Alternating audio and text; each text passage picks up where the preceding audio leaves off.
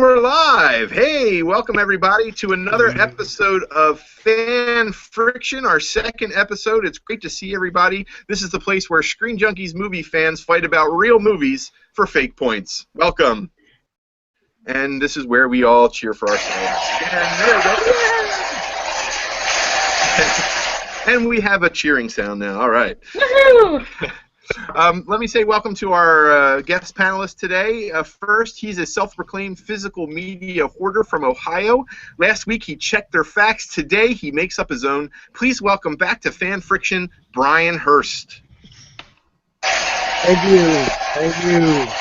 There he is. All right. Second, we have a fan submission, super fan who asked last week to be on the show, and since Amy Awesome could not make it, we did need to pick someone else, and he stepped in. Our second fighter hails from Chicago, Illinois. He's an entertainment nerd from before it was cool. He's hoping his first fight won't be his last. Say hi to Langley Neely. Hello, Howdy, Langley. people. How you doing? Great to see you. Thanks for coming today. Absolutely. And our third fighter is back from the heart of Texas. He's a writer, game designer for D3 Adventures, a lover of sharp, pointy things, and our checker chair checker. Say hello to Joseph Davis. Hey, Joe. Of course, every time we cheer Ashley, we have to look at you. Yeah. so let's do that now. When she's not coming in second on Fan Friction, she spends her days fact-checking ninth graders. Now she's fact-checking us for her checker chair. Say hi to Ashley Davis, last week's second place winner. Hello, everybody. I won't play the cheer noise for myself. That would just be a little weird. All right. If you've never seen the show before, what we do is we have 5 rounds of movie debates where we debate questions that we all came up with ourselves, and then we pick a winner. The top 2 scorers in the opening rounds will go forward to our lightning round where they'll duke it out for Fan Friction supremacy. So with that being said, let's get it started with a little Apollo Creed. Eventually. Maybe. There he goes. We're ready for round 1. All right. We're going to try to be faster this week. Last week's episode was 2 hours. We are going to try to keep it a little quicker. And we're going to start with this first round. This is our Topic Thunder round. It's a question based on news of today, and Ben Affleck will be at the helm of the next solo Batman movie, so we wanted to know who should be the supervillain in that movie. And we're going to start with Brian. All right. Well, I think when I was thinking about this, the thing that came to mind is like what I want from the next Batfleck movie, and that is a detective Batman. Now, I know that we also need a Batman who does physical fighting with physical villains, so I'm going to propose 2 villains here, Man-Bat and Hush. So here's the idea. There's a series of grisly murders going on around Gotham. Witnesses are claiming it was a bat. All the evidence points toward Batman. So he is trying to figure out this mystery, trying to clear his own name. It leads him to Dr. Kurt Langstrom, played by Patrick Wilson from Fargo Season 2 and Watchmen. They're duking out physically. He finally gets that under control, but realizes the true mastermind is a man face covered by bandages by the name of Hush. Now, you want me to push farther, or you want to wait a little bit? Well, let's get everybody's pick, and then we'll talk a little bit more about it during the fight. Let's go to Langley next. Who did you pick? Well, for my Batman movies, the number one complaint I had about Batman versus Superman, and just really every Batman movie that we've ever gotten, is the exact same thing that Brian just said, which is we have yet to see Batman as the world's greatest detective. This guy is supposed to be just as good as Sherlock Holmes. And so I think when you're starting out with a new franchise, you want to do something different, but at the same time, still you want to stick with what works. And so my villain is basically the Court of Owls, along with Talon, their main enforcer. I'll go into more details when we start fighting as far as how I picture the Court of Owls actually affecting not only the first film, but every film that they make in a potential Batman franchise. So. All right. Let's go to Joe. What do you got for us, Joe? All right, so what we've had in the past, even when dealing with in the Batman movies, when dealing with the super detective aspect and the martial artist aspect and the crime solving aspect, what we've lacked as a approach to anywhere near the legitimate levels of supernatural. I mean, the closest we may have had was Penguin's weird capability to talk to penguins and Catwoman not dying back in the Tim Burton days. But I went with someone that can do everything the other two guys are bringing up, but also adds in a tinge of danger and the supernatural, and that is Ra's al Ghul. And I have in mind him played by Oded Fehr, who was in The Mummy and various other TV shows and all the like. All right, well then let's fight. Well, let me jump in real quick here. I gotta say, Ra's al Ghul, I mean, not to say he's not a great villain, but I don't want to backtrack. I want new villains. All new villains from here on out. There's so much of the rogue gallery that we haven't touched or been done really badly. Ra's al Ghul is one of the few rogues gallery villains that, even though not comic accurate, is actually pretty sweet in Batman Begins. He was all right. I mean, Liam Neeson did what he could, but the weird concept of how he went about wanting to use a freaking, was it like a dehydration machine to try and right. I'm not saying that his idea was great, but I'm saying his portrayal was pretty solid. I want to get in, like I said, not only a physical villain in the Man-Bat, but let's talk about Hush for a minute. Thomas Elliott, I want him played by John Hamm. He's like the anti-Bruce Wayne. He holds a grudge against the Waynes because he tried to kill his own parents, and Thomas Wayne saved his mother, and he didn't get the inheritance he was trying to get. So then all his life uses his evil genius the opposite way to try to break down the world and break down the Waynes. And we find out that not only is he trying to kill Batman off and destroy Batman, but he's trying to usurp Bruce Wayne's whole personality and take over his life and his identity. What you want is Bizarro Superman? No. Bizarro Batman? I'm sorry, Bizarro Batman. Actually, that's not terrible, but I'm not saying he's going to become Batman. Like, he wouldn't take over, but he would be, he's like an evil version. Similar, exactly. He's smart, he's capable, he's insightful, but he's bad, and he uses it wrong. But for the flip of a coin. That's exactly. There you go. That's what I want, but I want him to that conflict. At the end of the day, you want Superman versus Zod, or Captain America versus the whatever situation where it's the same person, but they're evil or maybe less scrupulous or whatever reason. Yeah, I do want that, but that's why I also put in a physical. I want a mental villain and a physical villain. And that's why we're going to have the Man-Bat in there. We're going to have aerial fights. We've never seen Batman in aerial combat before. I want that. I want to see that. I think that would be a really great thing. Well, the issue with both of yours, firstly, if you're talking about Hush is pretty much an analog to what Marvel does in every film, where they have the hero, and then let's create the mirror version of that hero. And we've kind of seen that before. Also, as far as Ra's al Ghul is concerned, I mean, he just brought it up. We've seen him. Now, granted, we haven't seen a more supernatural version of him, but here's why I think Court of Owls is the best possible villain to pick, because with the Court of Owls, basically you've got a secret society that has been running and created Gotham from its very beginning. And the entire premise, because Batman in these movies with Ben Affleck is, he's supposed to be almost 10 or 15 years older. He's already gone through all of his villains and everything. And so what I propose is, in the first Batman movie, you have Batman who is tired and old, and he thinks he knows everything that there is to know about being a superhero, about Gotham, and he finds out that not only did the Court of Owls create Gotham, and the Court of Owls may have had something to do with killing his parents, and in a weird way, the Court of Owls created Gotham. And so did the Court of Owls actually create Batman as well? And the reason I use Callan, if you've ever read the actual comic book from the New 52 about the Court of Owls, they have many different versions of Callans from like the 200-year history of Gotham. But one in particular, the most recent one, is the most important one.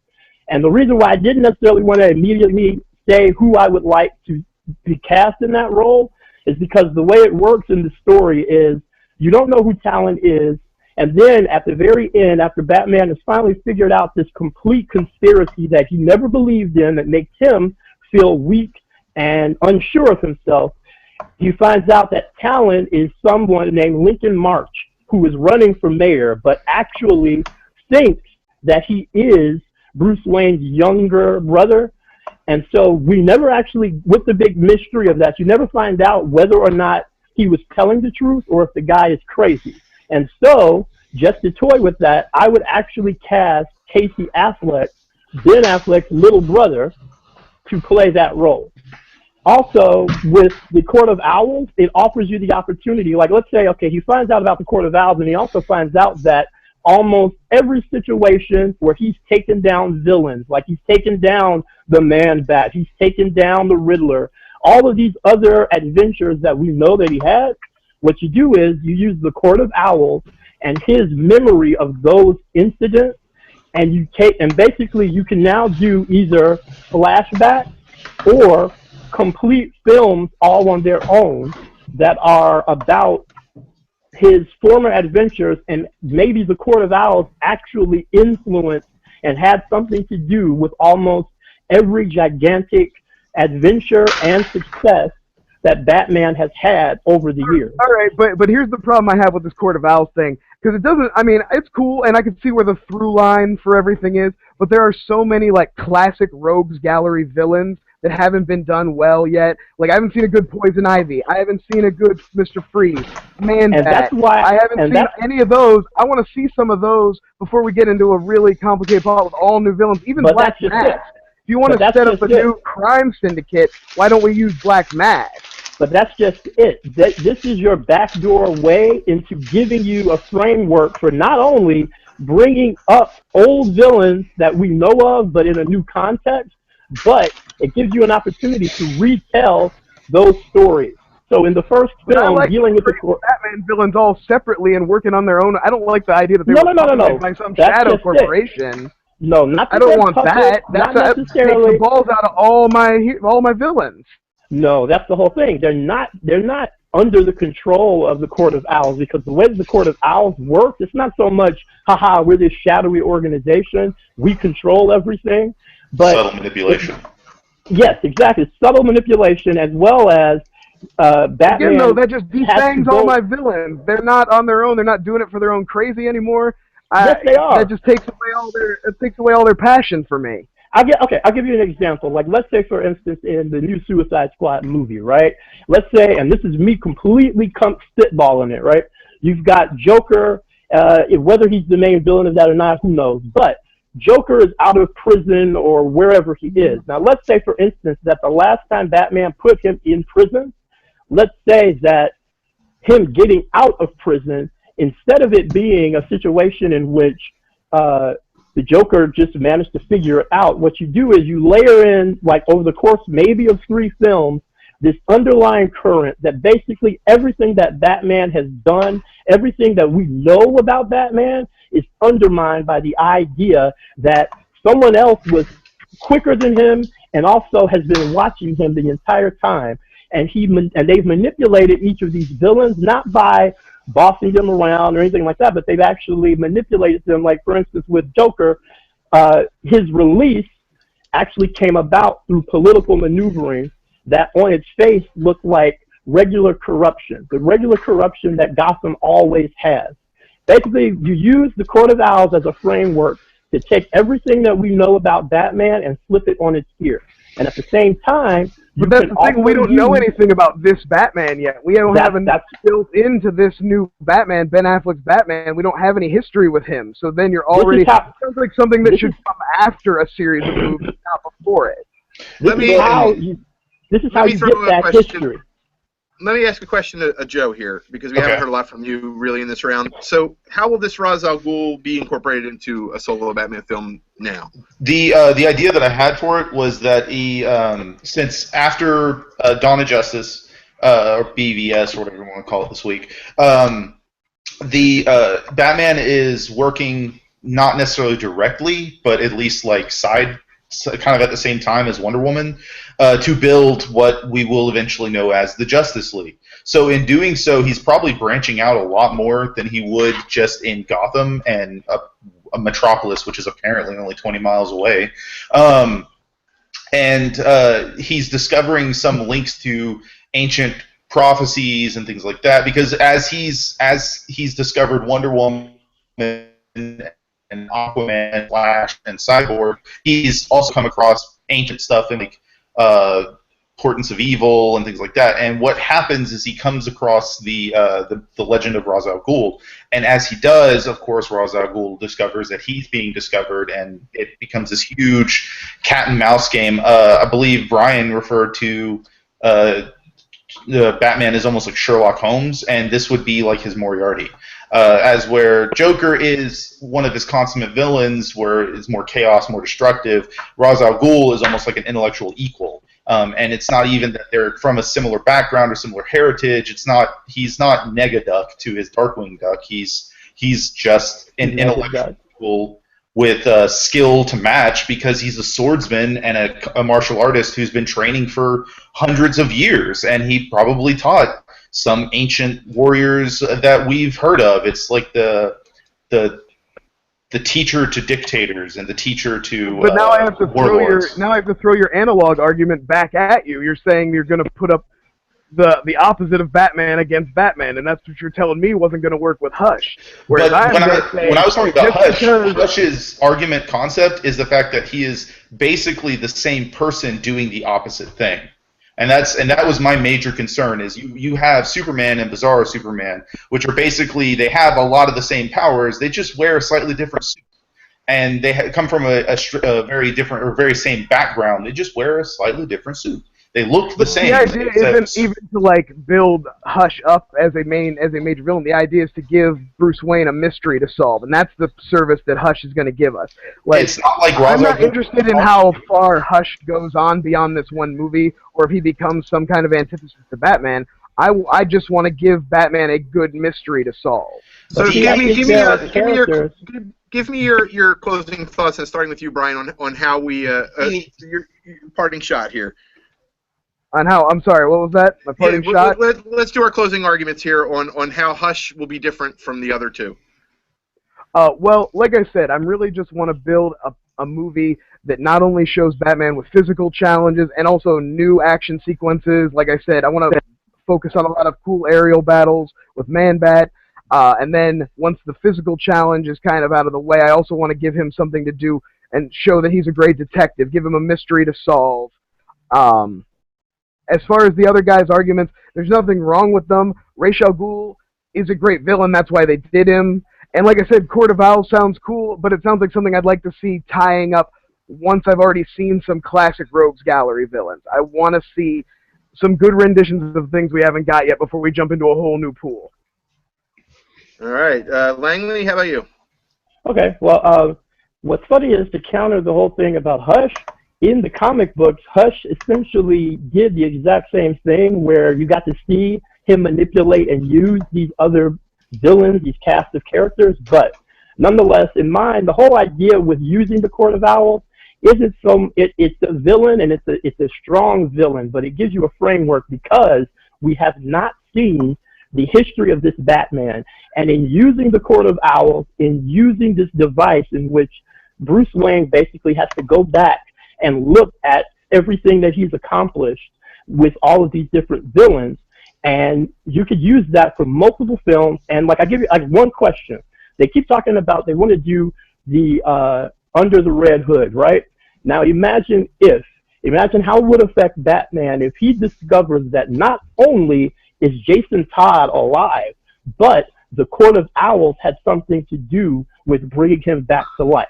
Because the way the Talons work is they basically use almost a chemical compound that is like the Lazarus Pit, but it's not exactly the same thing. Now, I would counter that Hush is definitely just the mirror version, not even of Batman, the mirror version of Bruce Wayne, and he's not that cinematic either. And on top of it, I would say that with Ra's al Ghul, I know that we haven't really seen a good Ra's al Ghul, not the way the comics portrays him, but we've seen enough of Ra's al Ghul to the point where I would rather have him almost, you know what would be more interesting is if you put him in somebody else's movie, at least to make the DC universe different from Marvel. Also, I would say with Hush, and then you have the Man-Bat. The Man-Bat borders on sci-fi, and in my opinion, B versus S kind of demonstrated that DC and the movies and sci-fi, they don't really know how to mix that together well. Oh, come on. We can't blame the sins of Batman vs. Superman. We can't project them on this movie. This is Ben Affleck. It's going to be a whole different thing. We're talking about a place where Ra's al Ghul and magic exist. I think Man-Bat, a guy who turns into a bat, is totally plausible. And not to mention, just because Marvel has done something badly and done analogs and not done them that well, doesn't mean it can't work with Hush and Batman. Just because we haven't seen it done perfectly doesn't mean it can't be done right. I just don't want to see another movie where the final boss is like a big monster that they have to beat. Exactly. That's what I'm saying. That's not the final boss. That's like a physical challenge for Batman in the first 2/3 of the movie, and then the final part of the movie is finishing up, solving the mystery, and finishing up with Hush. All right, let me call it here. Time, Invisible Hammer. I think I have what I need for this round. But first, let's go to the checker chair. Ashley, how are things looking with the facts today? All right, the facts are pretty clean on this one. Out of all of the portrayals through the different Batman media, Ra's al Ghul has had the most appearances in various Batman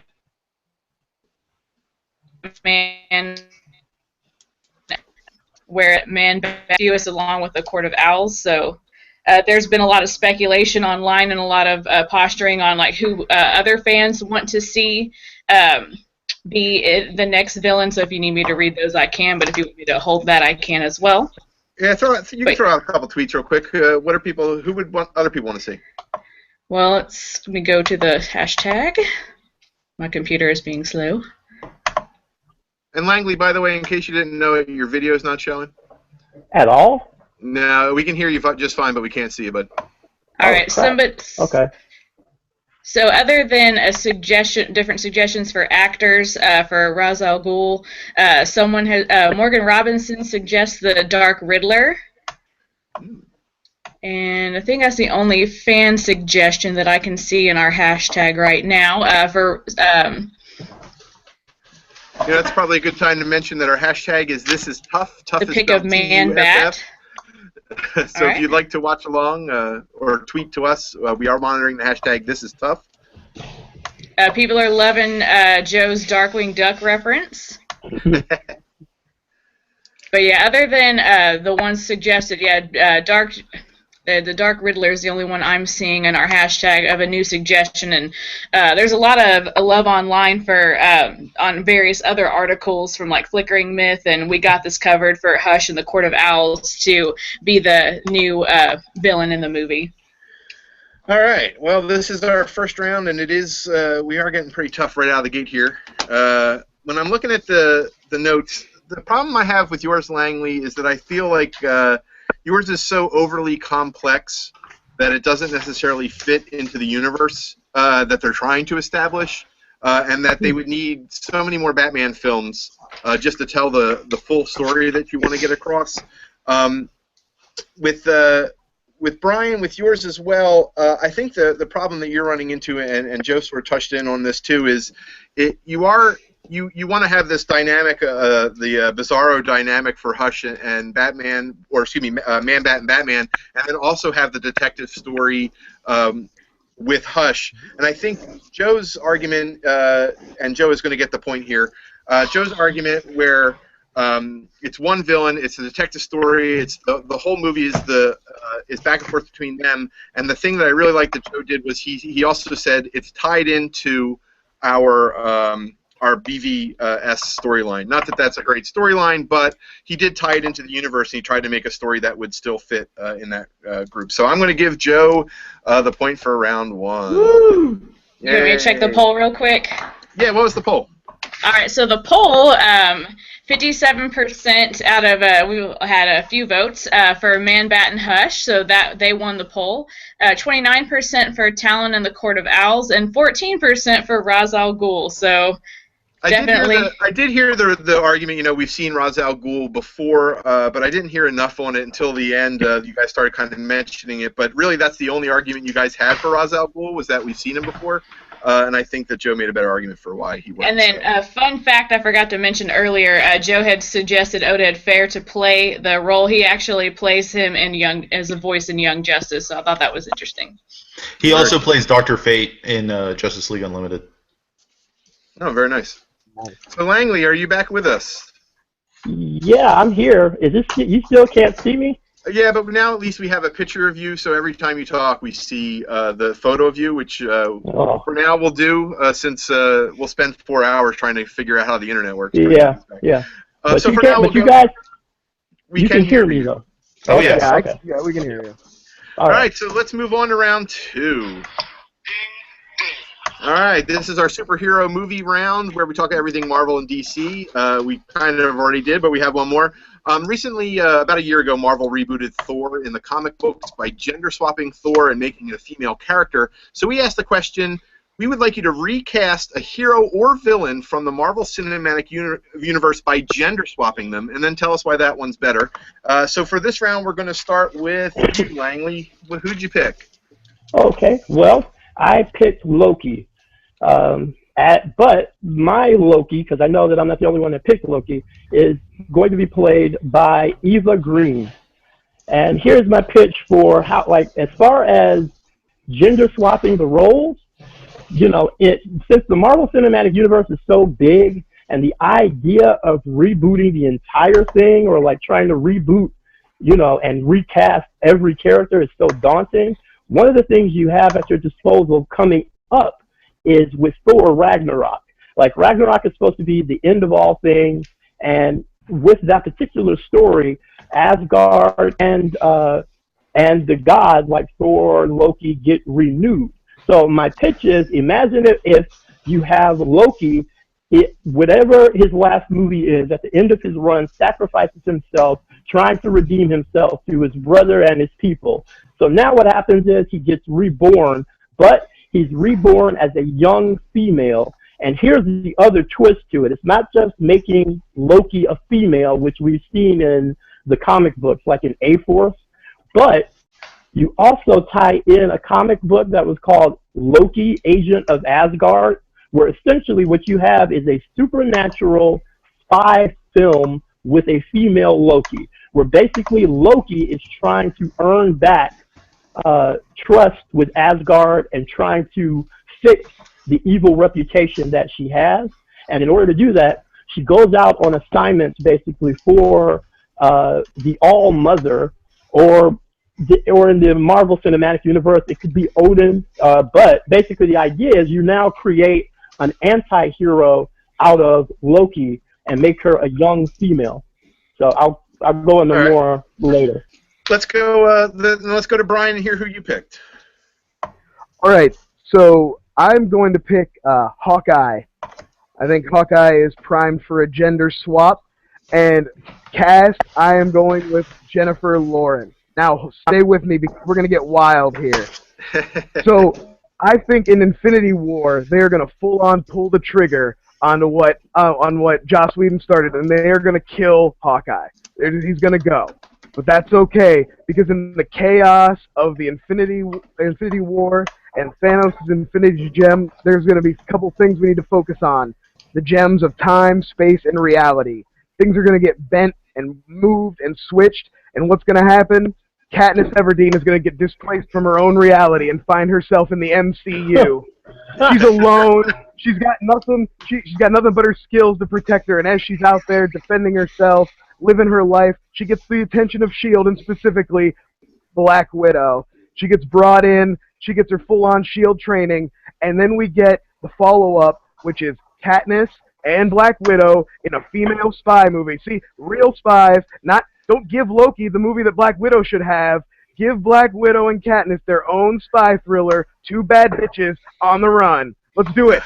Oh my goodness! All right. So Joe, we already picked a Loki as well. Who did you pick for Loki? I chose Helena Bonham Carter. Okay. And how are you pulling that off? Well, mine is I like the Ragnarok angle Langley went, but mine is more akin to Loki's skills. He is, as known, is a god of sorcery and trickery and magic and witchcraft and all that other stuff because it kind of falls under his domain. So it's not too outside of the realm of thought for him to swap out his physical form in general.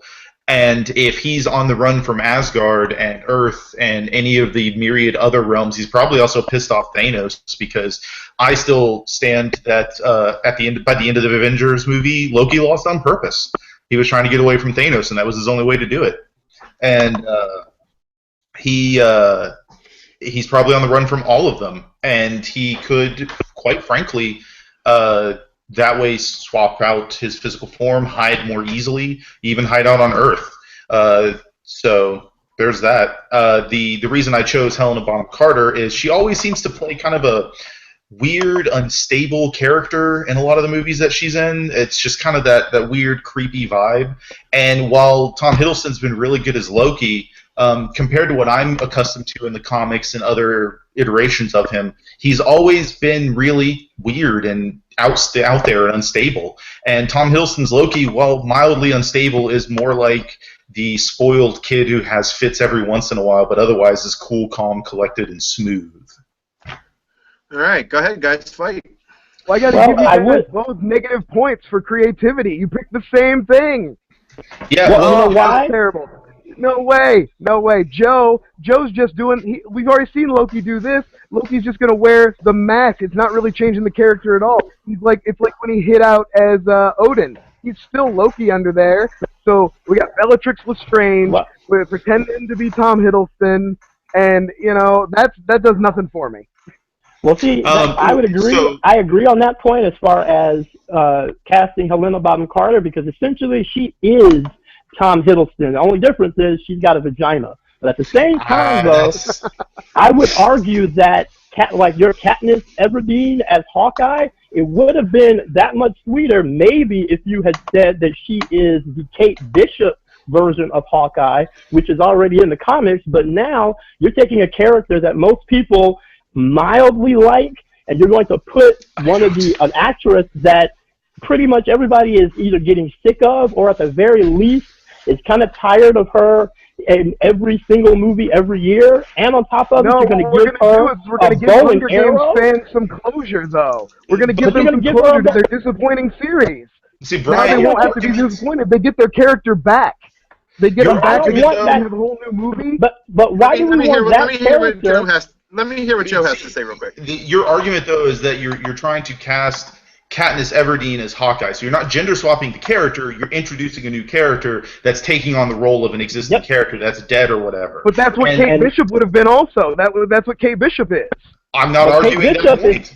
But Kate Bishop is not Katniss Everdeen at all. No, she doesn't have. No, exactly. She's more boring than Katniss.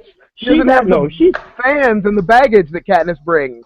Yeah, the baggage. You just mentioned the baggage. Katniss is boring. She's whiny, and on top of it, the last time we saw her, most people in the audience basically did not like those last few movies. And now you want to shoehorn that into something that a lot of people love, and you don't really change anything. I want to see a movie where Black Widow whips her into shape and makes her the badass that she should have been in the Hunger Games. Yeah, and then they go off together on an awesome adventure. Her being implemented into a world where she actually has the luxury of being her age doesn't make her more enjoyable. She was a whiny little brat in a world where she shouldn't have had the ability to be a whiny little brat. And her being injected in the world where now she has the almost near capability to be a whiny little brat isn't going to make her less of one. Give me some final thoughts on these characters. Joe, why don't you start? Give me some final thoughts on your character and then how it's different from the others. The whole thing with Eva Green is I don't know that much about her, but when I saw her, I'm like she looks just like a female Tom Hiddleston to me. That's my thing. That's the point. That's the point, though. But but see, in mine, that's also the point. And just because Loki transforms himself into a woman doesn't mean he's not going to find out he wants to stay that way, or maybe it's just a better disguise, or maybe it. But no, see that's the difference between ours. That's the difference. She's not She's not choosing to become a woman one day and become a man the next. She's stuck as a woman. She's stuck, and she can't. And on top of it, with the because she's been reborn. Reborn means magic in the Marvel universe is a fickle thing. Yeah, we'll find out just how fickle in Doctor Strange.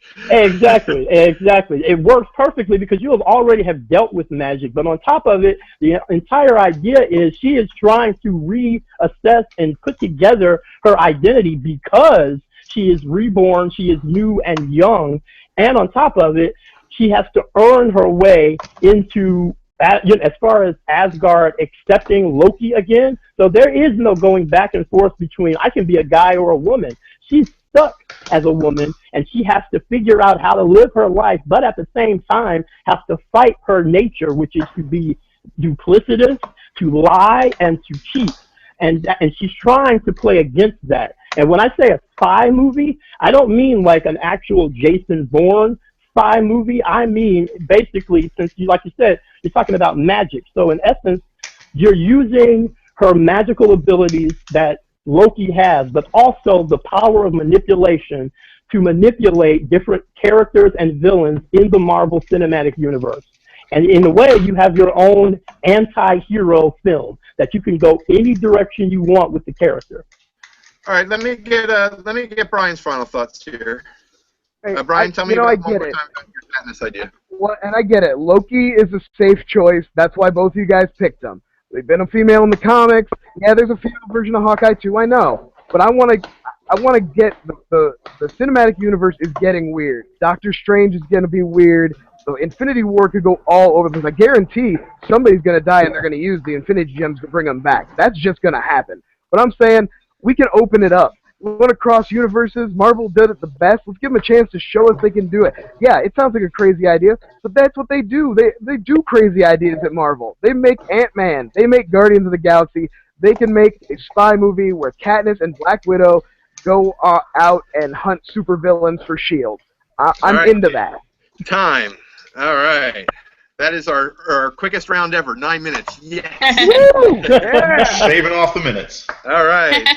Ashley, what do we got? My heart rate's up.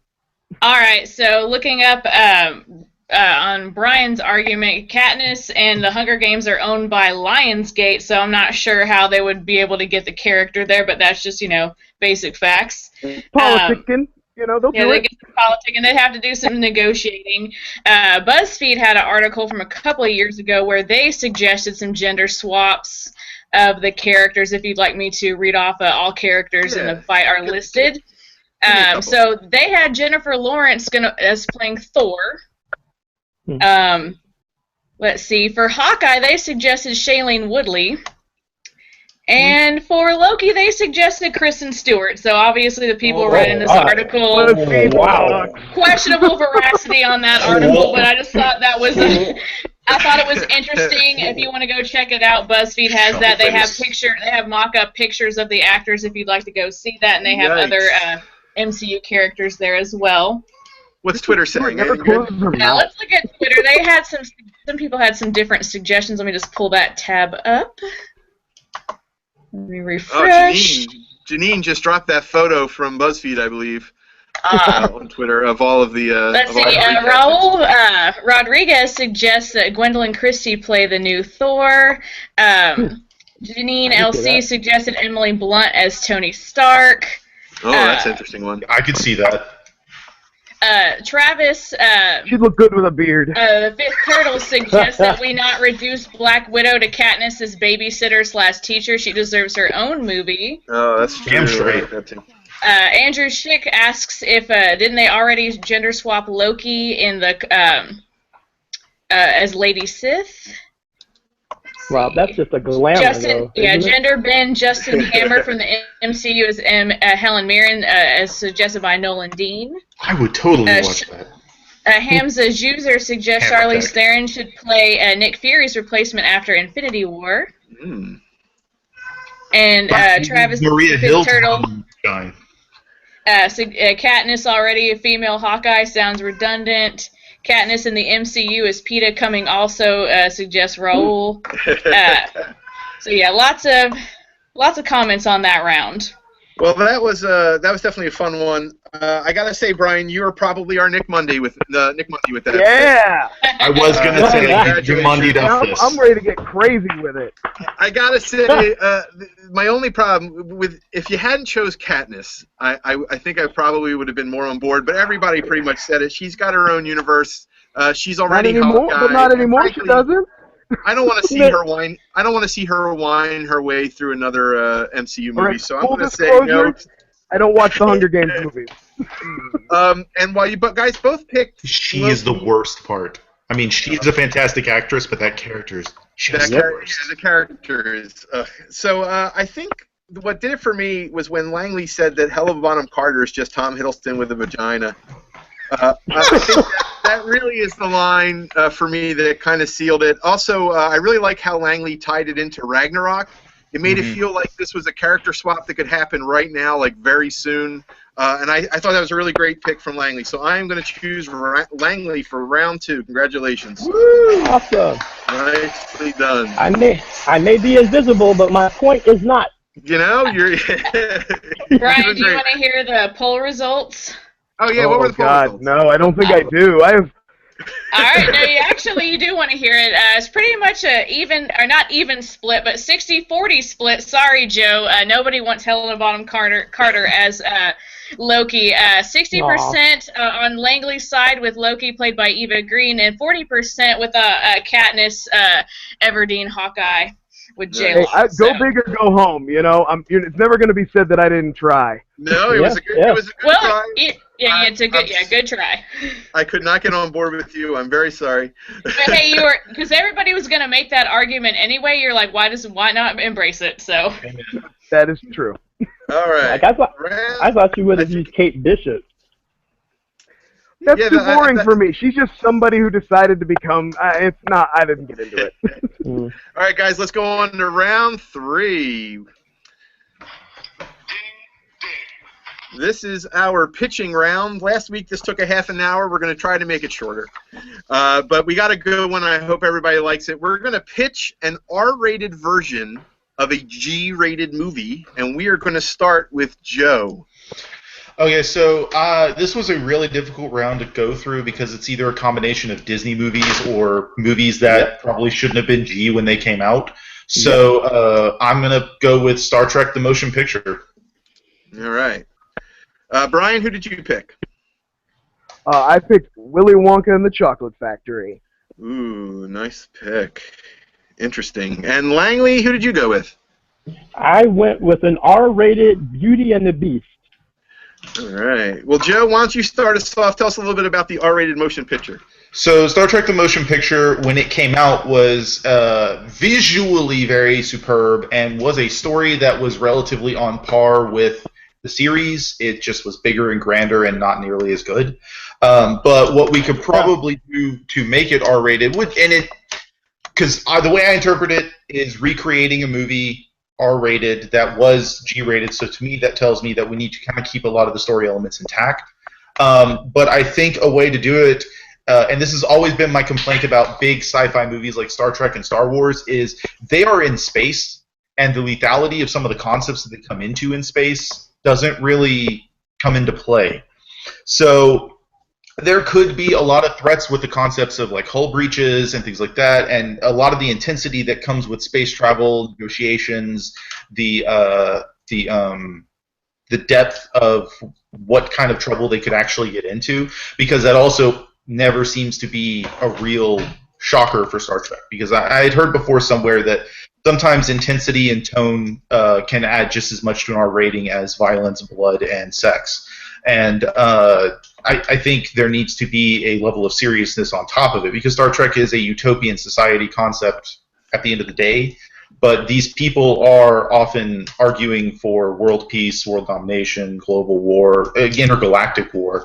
And it always just seems to be kind of like calm and dignified because it's just you talking to a screen. So real threats. So you could involve a lot of the other alien species that are dangerous, like the Klingons and the Romulans, and warfare involved with them. Maybe V'ger, whatever the freaking Voyager probe, shoots out some sort of probe or small like drones that it has that rips into ships and literally starts tearing people apart. Or maybe you have this long drawn out discussion with the fate of the Federation hanging in the balance. And it's a very difficult round, but this is kind of what I'm going with. Brian, tell me a little bit more about the R-rated Willy Wonka and the Chocolate Factory. All right, my pleasure. So we all know that, first of all, let's just put it out there. Willy Wonka's it's got some dark tones to it, and I'm gonna get into that. So we have the same contest. Willy Wonka sends out his 5 golden tickets, but the contest is rigged. Willy has already chosen his 5 worst parent-child combinations. He plans on punishing, but he gets an innocent in the mix. He gets little Charlie Bucket. You see, Charlie had a horrible cousin who was supposed to get the ticket. Supposed to be him and Grandpa Joe. Grandpa Joe, by the way, his crime? Sloth. Guy lays in a bed for 20 years. All of a sudden, trip to a chocolate factory comes up. Oh, I'm just a dancing away. Look at me go. Yeah. Oh, man. If I was, sidebar here, if I was Charlie's mom, I'd have been like, well, here you go. Here's the laundry. Me and Charlie are on our way to the chocolate factory. But anyway, that's just a whole other thing. I got to say, though, they get to the factory. All the horrible children and parents are trapped. All the kids are put in Saw-style traps based on what we heard in the movie. So Augustus and the Fudge Maker, Violet and the Juicer. You got what's her name, Veruca Salt on the way down to the incinerator, caught between the incinerator, whatever. The parents are also put into a position. It's Saw-style. So the idea is the parents either have to hurt themselves to save their kids or let their horrible kids die. Because you see, Willy Wonka is all about blaming the parents. All those songs are about how it's the parents' fault that their kid is so horrible. So he puts them in a position where they have to choose between themselves and their awful kids they produce. And Grandpa Joe is the one who does sacrifice himself, realizes he's a bad person, saves wonderful little Charlie Bucket.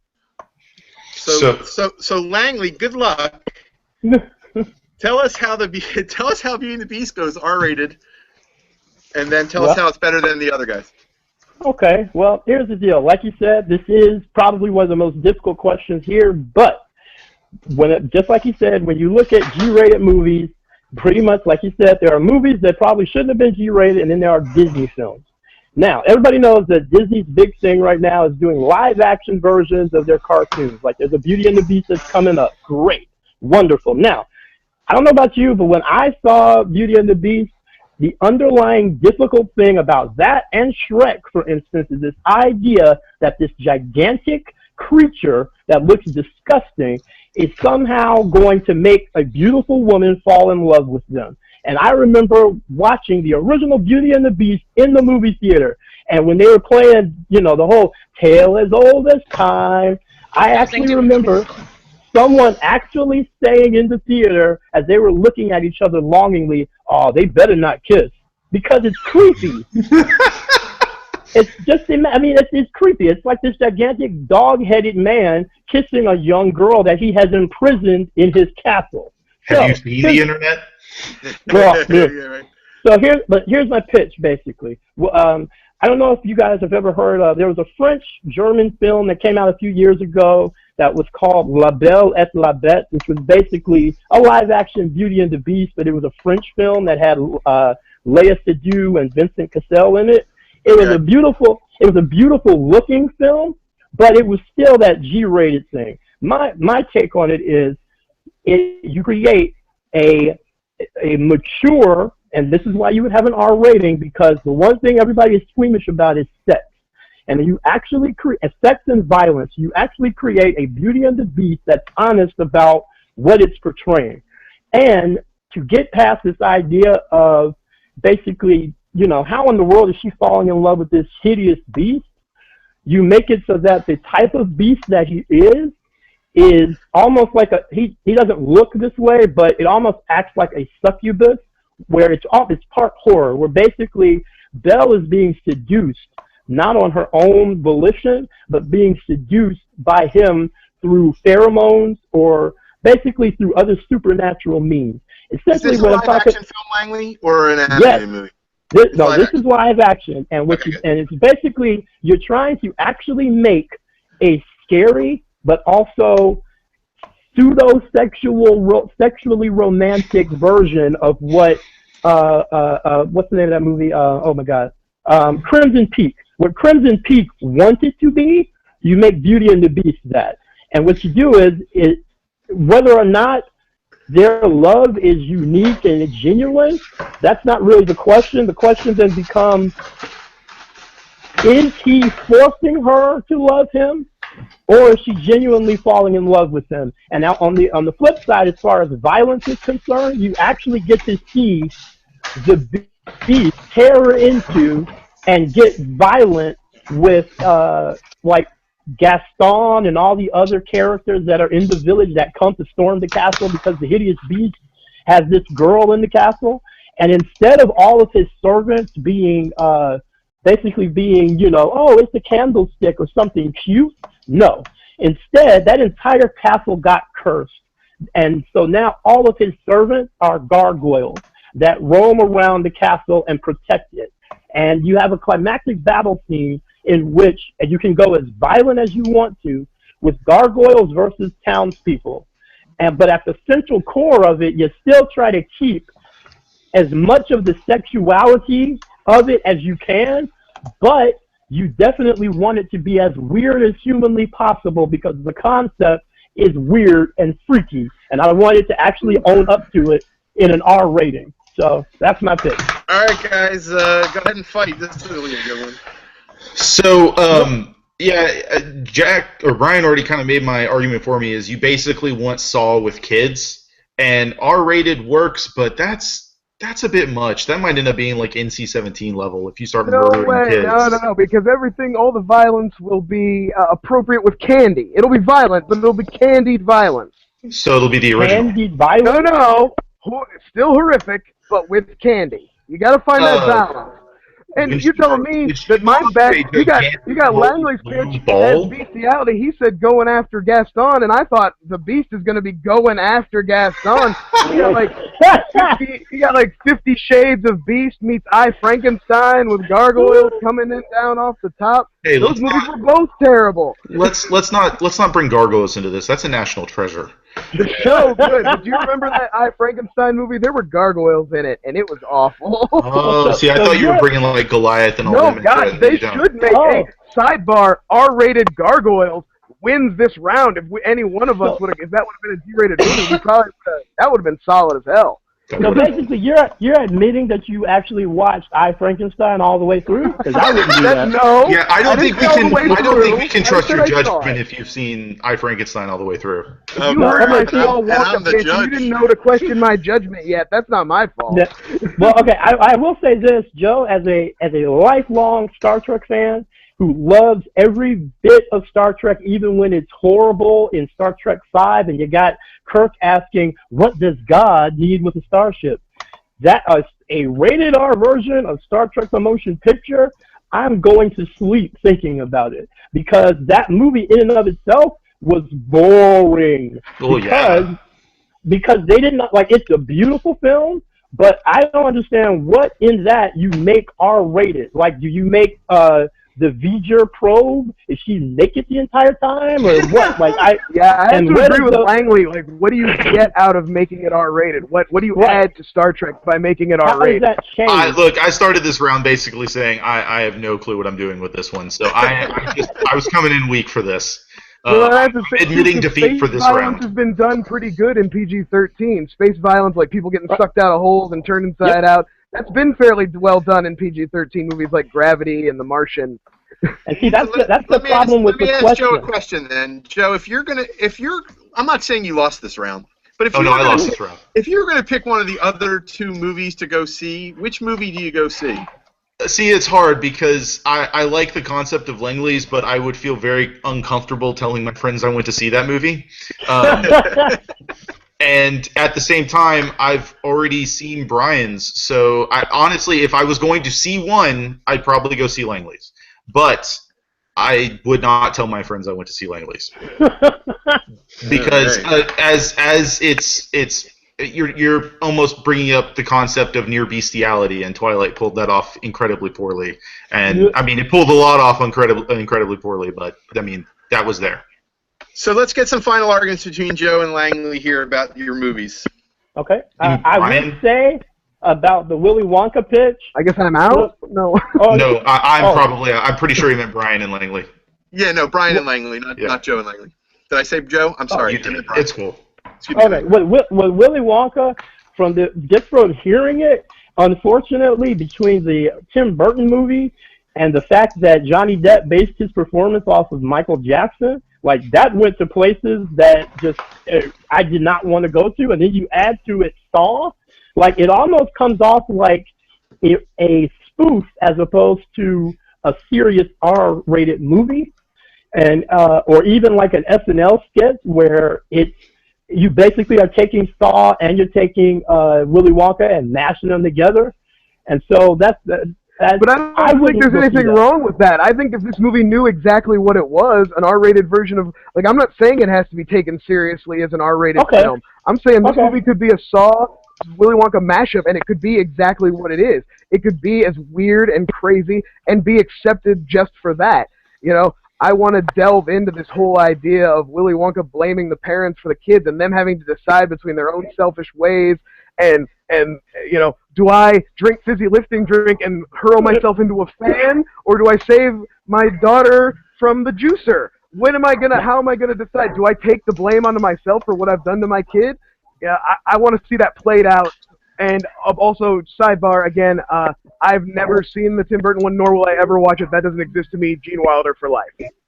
All right. They both have their merits. Gene Wilder's is better.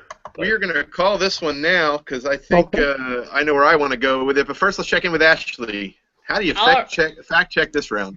Well, of course, we all know that there have been remakes of these movies done before. None of them have been R ratings. They've basically just kind of upped the G to PG, PG-13 in some cases. Beauty and the Beast remake is not rated yet. I did find the version of the Beauty and the Beast that Langley was talking about, and it doesn't have a U.S. rating as G, but it's kind of all over the place in the international ratings between PG and PG-13, depending on your country's MPA kind of standards and codes. I can't fact check whether or not anybody said they better not kiss, but I can see that happening in a theater during the Beauty and the Beast movie. What did Twitter have to say? Let's see what they had to say. It looks like we got a lot of tweets this time. All right, so Calvin Hoskins at the Super Cow is suggesting an R-rated Toy Story 3. Andy collects the action figures and gets a Deadpool epic fight between kids' toys and action figures. Nice. Let's see. Axel Carlson at Axel Dejarve. I cannot say that because it's Swedish. Candy plus violence equals Brian gets the point. Janine LC at Janine DeBean. I've always thought Willy Wonka was a twisted premise. This horror version would be so crazy cool. Let's see if there's any other suggestions. A lot of things about candy violence. Andy Schick says it's not beyond what we see in Deadpool. It shouldn't be NC-17 by modern standards. Let's see if there's any other suggestions. Well, I think it's pretty comfortable here making the point. Joe, your movie sounded almost as boring as the original one. No offense. You mentioned space travel and negotiations, and I was just out. I was thinking of Star Trek: The Phantom Menace, or Star Wars: Phantom Menace. I was thinking something along the lines of like some of the duller points of Argo and crap like that. When I hear a dull and negotiations, I'm out. So it was between Brian and Langley for me, and I think the passion of Brian here this round with Willy Wonka, his Willy Wonka pitch, I think goes beyond anything I expected. I really wasn't sure what to expect, but that was fantastic. Brian's definitely getting the point for me this round. We're on the board. All right, not a shutout. All right, we're tied at 3, 1 point each for everybody. Langley, the bestiality feels were too great there, man. I think. 50 Shades of Beast was No. software. No. We're going tied up here. Everybody's got 1 point. Yes, Have a and then extended scene where Belle has a hairball. you want the poll results? Oh yeah, what were the poll All right, so the poll results: 13% for Star Trek: The Motion Picture, R-rated; 63% for the Willy Wonka / Saw, and 24% for Beauty and the Beast. Yeah, so they were with us on that round. Brian, nicely done, sir. Good job. All right, let's move on. I'm going to say, for the record, I would watch both of those movies. Yeah, I would not watch mine. I would not let anyone know that I watched Langley's, but Yes. Just imagine being the one that actually has to come up with that and pitch it. Okay. Yeah, I can just see that going over real well. That was a difficult round. Now we know why Langley's camera was off the whole time. Yes. All right, so round 4. Let's move on to round 4 here. This is our Hollywood Shuffle random round, where the questions can be about pretty much anything. This is the round my wife said people don't know what chick flicks are. What is the best chick flick that a guy would also enjoy? And we are going to start this round with Brian. All right, yeah, there was definitely some discussion to be had in this round, and I think I want to start out by saying that I don't think chick flick and rom-com are the same thing. I think a chick flick can be a woman-centered movie that does not necessarily center on her relationship with a man or with another woman or with her, and that's why I'm picking A League of Their Own. All right? This is are we waiting? Am I holding off, or you want me to go a little bit? No, go ahead. Give a quick little blurb about your movie. I just want to say that not only this is such a good sports movie that men don't even realize it's a chick flick. You have a 90% female cast. You have some amazing talent, even outside of your 4 main players, and Gina Davis and Rosie and Madonna. You got people like Tracy Reiner and Ann Ramsey, who are character actors. You have the emotional story of Dottie and Kit. You have obviously a lot of laughs and the all-around just great sports story. The underdog, the comeback. Are they going to win it in the end? Disputes. It's a great movie. And it also stars an amazing cast of women. All right. Langley, what did you pick? Okay. Well, I picked, just like you said about a chick flick, first off, I agree that for me a chick flick is not a rom-com, and it's not necessarily like women basically, as far as films are concerned, they have nothing out there of quality to watch that they can consider a female-based film. And for me, the film that I picked, because the question is a chick flick that men would be comfortable watching and enjoy, I picked Bridesmaids. Now, some people might at first say, how is that a chick flick? It's a chick flick because, like you said, it centers around a group of women and their friendships. But here is the key as to why it is more relatable and also more enjoyable to a wider audience that includes men. It's because the subject matter, even though it's about bridesmaids, that movie is all about maturity versus immaturity, and every single human being on the planet, especially guys, can understand that. Every person that's had a friend that got married or had children and saw that their friend's life completely changed in a different way and they had to deal with that, everybody can relate to that on some level.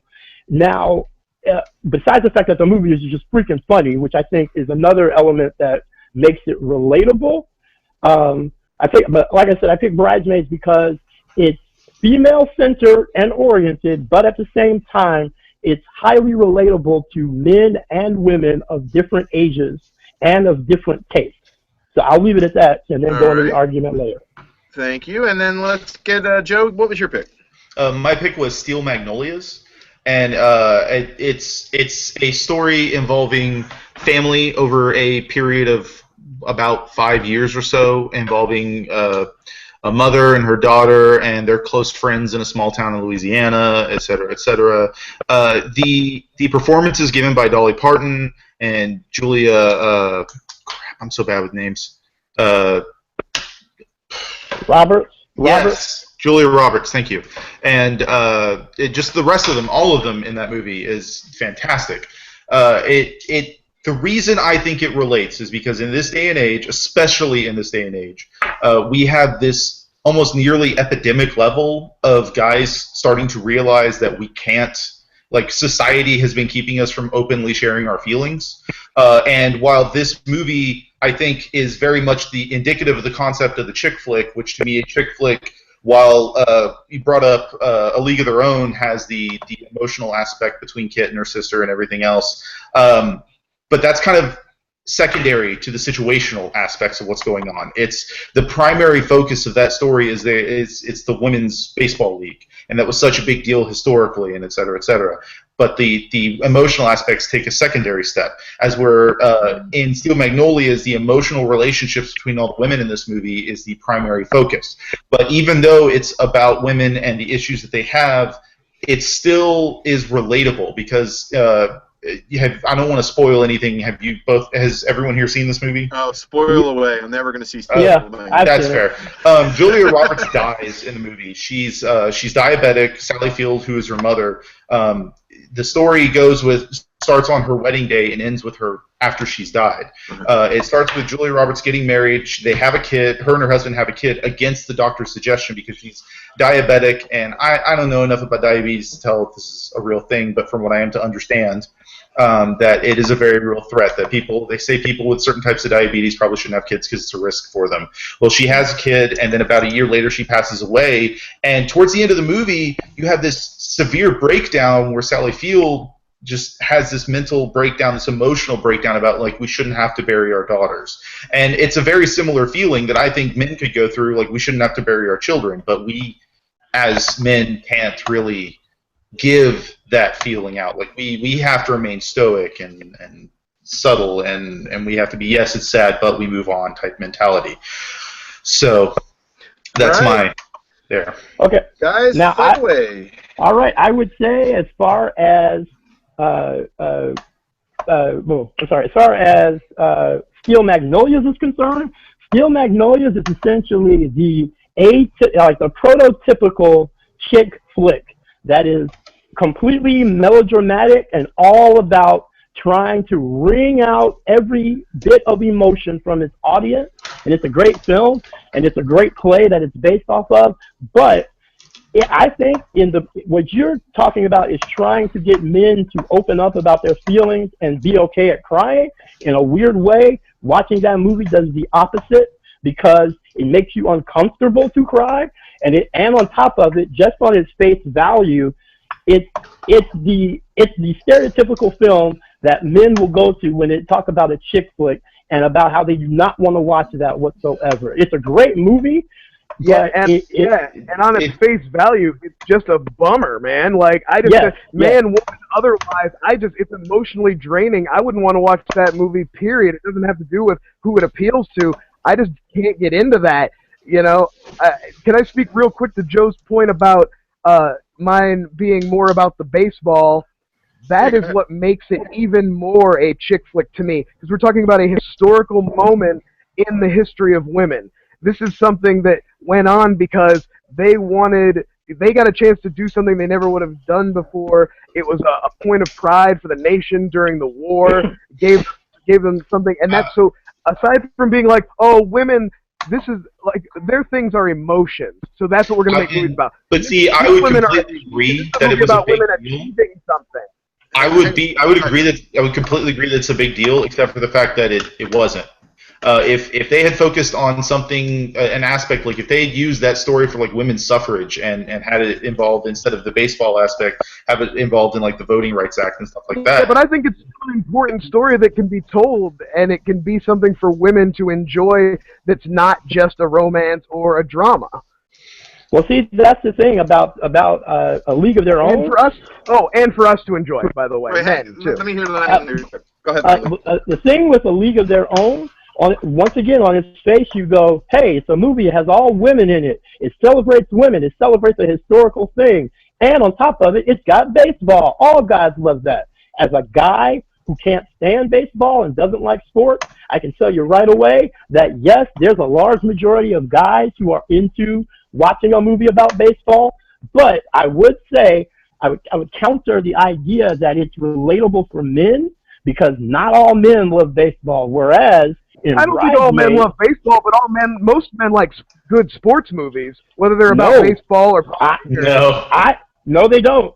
I love good sports movies, and I don't watch sports at all. But see, here's the thing. Like, as far as it being something that's relatable to guys and girls, the reason why I think Bridesmaids edges that out a little bit is because the basic premise and subject matter of Bridesmaids, every single person who is alive as they get older has to deal with that. Maturity versus immaturity. When do I grow up? How do I grow up? Hell, I mean, you guys can't see it, but I've got toys sitting all around the room that I'm sitting in right now, and that's because I've gone through this exact same debate in my head my entire life, just like everybody else. And that's the key to making it a relatable and enjoyable movie for guys, but not just guys. Here's the problem with Bridesmaids, though. Okay. Here's my thing with Bridesmaids. The parts of that movie that are really great and enjoyable are written like a movie geared towards men, and the parts of that movie that make it too long and don't work are where they shoehorned in romantic comedy stuff. The subplot, if it was just about the friends and just about the rivalry and the problems they're having being bridesmaids and getting along and the maturity aspect, I'd be fine with that. But the fact that they felt like they had to shoehorn in a romantic plot and then make the movie basically 2.5 hours long because they added a whole separate thing with her and that guy, that's what works against At the end of the day, though, Bridesmaids is just basically The Hangover with girls. I mean, it's a slightly different concept, but the whole premise is it centers around the shenanigans and the hijinks that these women get into while they're preparing for a wedding. And no, it's more, but at its core, it's more than just the hijinks of a wedding, and it's not just like Hangover. Because could you tell what is the central thesis of Hangover? If anybody can tell me. No. But see, here's the thing with Bridesmaids, though, I would actually counter when you say that. Okay, so basically it works because the goofy, gross-out comedy, that's the guy stuff, and then there's the romance stuff, that's the girl stuff. That's the point. That's the reason why I picked this movie, is because it demonstrates that romantic, the rom-com stuff. But it's not well balanced. Just for it women. makes the movie overly long. Oh no, I totally disagree. Also, it also shows you that women, believe it or not, women are interested in more than just romance. They also can be crass. They can also be goofy, and they can also all the hijinks that you claim this movie is. They also do all of those things. They find those things funny, and they often act like that, as opposed to the way that other movies like Steel Magnolias, where everyone is a charming Southern belle who is, Weezer is charming. Yes, but I'm saying, well, no, she is not. But that's the stereotype, though. That's one of the reasons why I think Bridesmaids pushes past that. Yeah, it's got gross out comedy, but I would say that Bridesmaids has at its core a hell of a lot more emotional heft and pull than, say, The Hangover. I mean, let me ask a question. But the only part the guys are going to care about. Let me ask everybody a question real quick, and then we're going to get to final thoughts. But has everyone seen every movie that's been mentioned? Yes. Yeah. Yes. So have you all seen all 3 movies? Yes. Okay. So let's do some. Joe, starting with you, let's get the final thoughts on your movie, and then how it's more appealing to men than the other choices. To me, it's more of a baser instinct concept. The story has aspects, because these are all supposed to be stronger, independent, tough women, which is it's supposed to be an inherently Southern thing. And at the end of the day, the story features them having to make hard decisions and stomach a lot of these hard things that happen in life that we are supposed to do in the concept of what society tells us is accurate. So it's it's women doing things men can relate to have them open up and go, okay, well, maybe they have it very similar than I do. It's like a bridging the gap concept. All right, Brian, final thoughts? I'm not saying that every man loves sports movies. I'm not saying that. But I'm saying that this is a strong movie that has women who have relationships, we have camaraderie, they have emotional ups and downs, but the whole movie is not focused on that. The movie has other things to do and say. It can be enjoyed by both sexes. I'm not saying no movie is going to appeal to everyone. And yeah, there's going to be people out there who don't like sports movies and don't like female-driven movies who are never going to see this no matter what. But I'm saying if you are going to be open to a movie like this at all, this is a good one. This is a strong movie, strong female characters that everyone can enjoy. All right, and Langley, I know pretty much how you felt with yours. I'm going to call it here. Okay. Ashley, what are we looking at for the facts? All right, so the definition of a chick flick, as stated on several online dictionaries, is a movie that appeals especially to women, usually having a romantic or sentimental theme. Oh, can you hear me, guys? Sorry. Yes, I can. Yep. You're good. Okay. All right, so the definition, a movie that appeals especially to women, usually having a romantic or sentimental theme and a female leading character, sometimes used in a disparaging manner, though. Some run times were mentioned. The run times of each of these movies, A League of Their Own clocks in at 2 hours and 8 minutes. Steel Magnolias is 1 hour and 57 minutes, while Bridesmaids clocks in at 2 hours and 5 minutes, so if you're going with the timing. Okay. And then other than just the things they said, I looked at a lot of online polls to see like what was considered a chick flick, if you want me to read some of those online sources. Yeah, give me a couple quick ones. All right, so Ranker, which is a crowdsourcing website, all three movies are on here. Bridesmaids topped at 27th out of, I think, 70. Steel Magnolias was 42nd, and A League of Their Own came in 68th. The IMDb category ranking for chick flick only has Steel Magnolias listed, and it comes in at 12th. Out of 106, which the 106th thing was that Family Guy episode where Peter makes his own chick flick. And so there's some different, depending on what source you go to, has them listed differently. Bridesmaids mentioned in a few places as being considered a chick flick as well. But it's a very loose term apparently online as well. There's not the definitive thing is Steel Magnolias is definitely considered a chick flick online. Well, here's what we're going to do. Joe, the problem I have with your movie is I think it's definitely a chick flick, but I don't think it's appealing to men. I think that the storyline is a little bit too sad. It's a little bit too specific towards women, and I didn't necessarily see in your argument what made men really go, oh, I got to see Steel Magnolias tonight. So for me, it was between Brian and Langley. And I think the problem I have with yours, Brian, is it's too appealing towards men and not necessarily as chick flicky as Langley's pick of Bridesmaids, where I think Bridesmaid was specifically trying to be the Hangover for women, and then it just happens to be really good for guys. So I think in this case I am going to choose Langley. Langley gets the point. Cool. So congratulations, Langley. You are moving on to the lightning round. Wow. Cool. And we are into our fifth round. We're clocking in at about 2 hours and 20 minutes. So the way this is going, we're looking at another 2-hour episode. So hang in, everybody. Okay. If you need me to read the poll results, I can, or if any Twitter comments, or if you just want to skip that for now. We'll skip that for this round just so we can kind of move on, and we'll do our last round here. We'll get ready to fight. We're going into our fifth round, which is the personal best. Everybody was asked the question, what is Bruce Willis's best non-die-hard role? And for this, it's the role that's important, not necessarily the movie, so it's got to be Bruce Willis's best role, not necessarily a better movie that Bruce Willis was in. And I think we've accomplished that with the picks that everybody has given us. And we are going to start with Langley. Okay. Well, I picked, oh my God, where are my notes? I picked his role in The Sixth Sense. Which is Dr. Malcolm Crowe. Yes, Dr. Malcolm Crowe. Now, here's the thing. When it comes to Bruce Willis, like you said, by definition of the question, Bruce Willis is the action guy. He's the die-hard guy.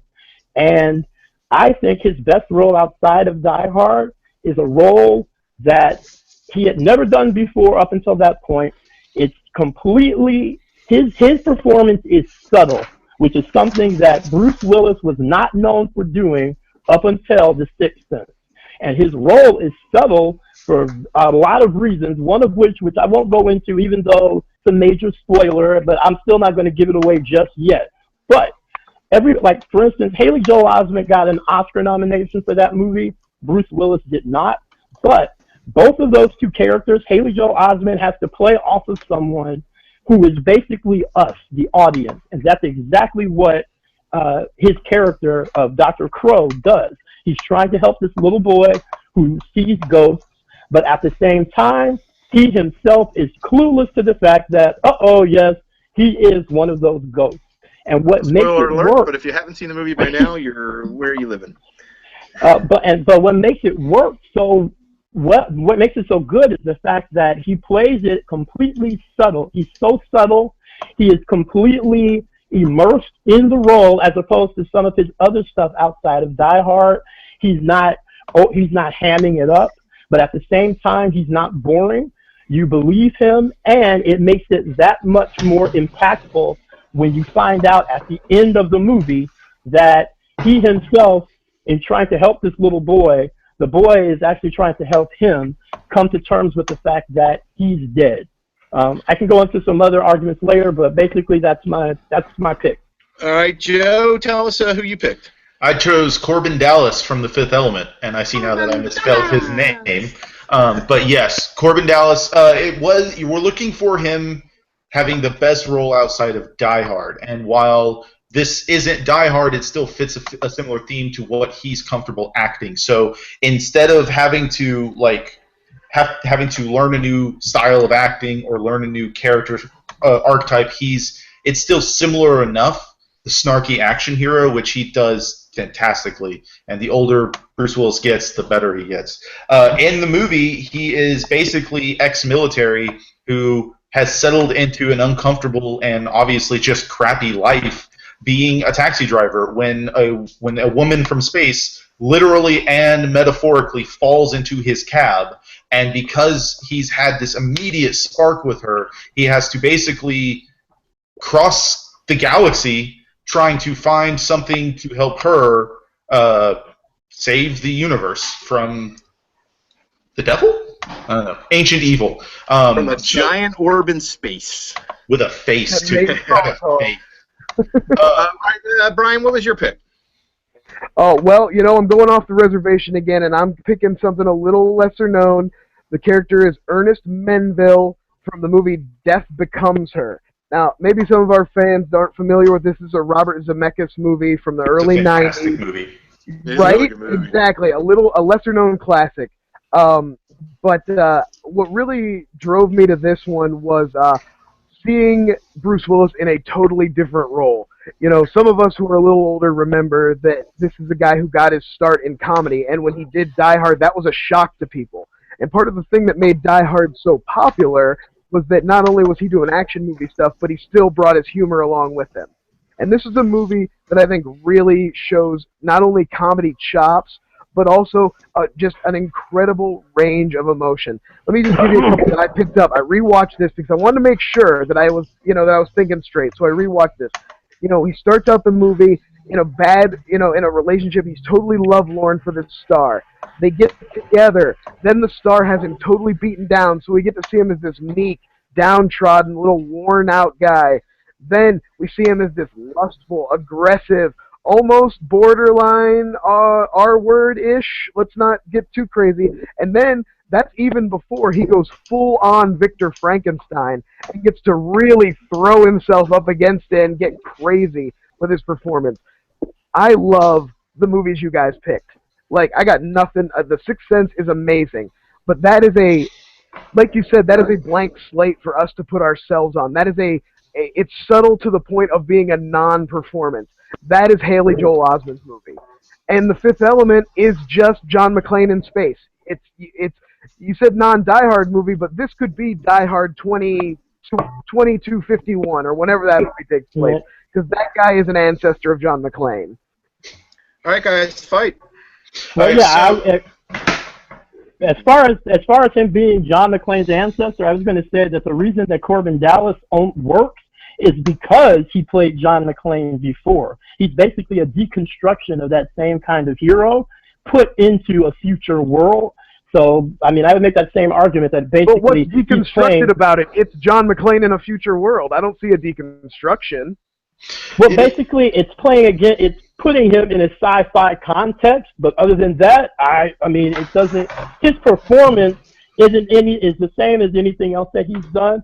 He could sleepwalk. It ain't like what he did in Death Becomes Her. But the question isn't what's his most different. It's what's one of his best that isn't Die Hard. And while it's an action comedy, that doesn't make it. Not all action comedies are Die Hard. Hudson Hawk isn't Die Hard, and as well as any other action comedy starring him or other people. I feel like Corbin Dallas is very John McClane though in his reactions to things and in his mannerisms. But he isn't. I do